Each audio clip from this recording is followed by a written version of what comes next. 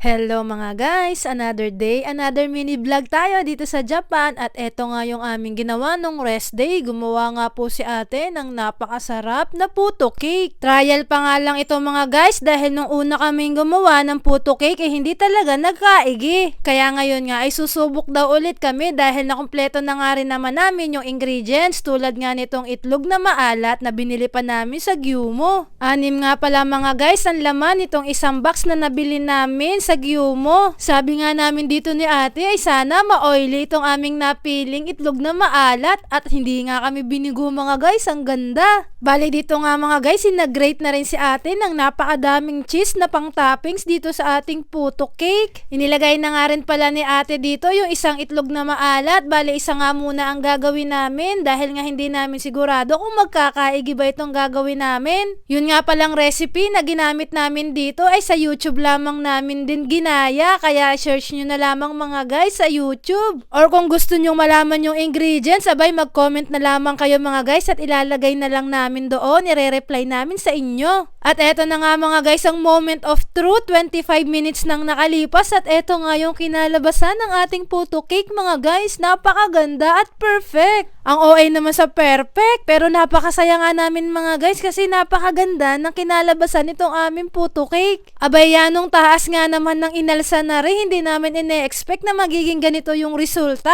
At syempre mga guys, tulad pa rin ng dati, pag nagluluto tayo ay bibigyan natin yung ating mga katrabaho pero hindi nga namin mabibigyan lahat kasi kakaunti lamang yung aming tinry ngayon. Tamang tikim-tikim nga lamang muna mga guys dahil hindi naman namin inaasahan na ganito kaganda yung kakalabasan ng ating puto cake. Ay di ba kaya nga sa susunod na rest day natin kapag may oras ulit tayo ay manggagawa nga ulit tayo nitong puto cake para naman masulit natin. Nai-imagine na nga namin ni ate na napakasarap nitong i-partner sa aming cafe macchiato kaya excited na kaming kumain. Nang natapos na nga namin paghati-hatiin na rin aming ginawang puto cake ay kami naman mga guys ang titikim. Grabe, nakakatakam nga ang kagat ni ate. At syempre mga guys, titikim din tayo. Abay kinuha ko na nga yung may malaking portion na itlog na pula para nga kahit isa pa lang yung makain ko ay sulit na sulit na. Ay siya, hanggang dito na lang muna. Bye!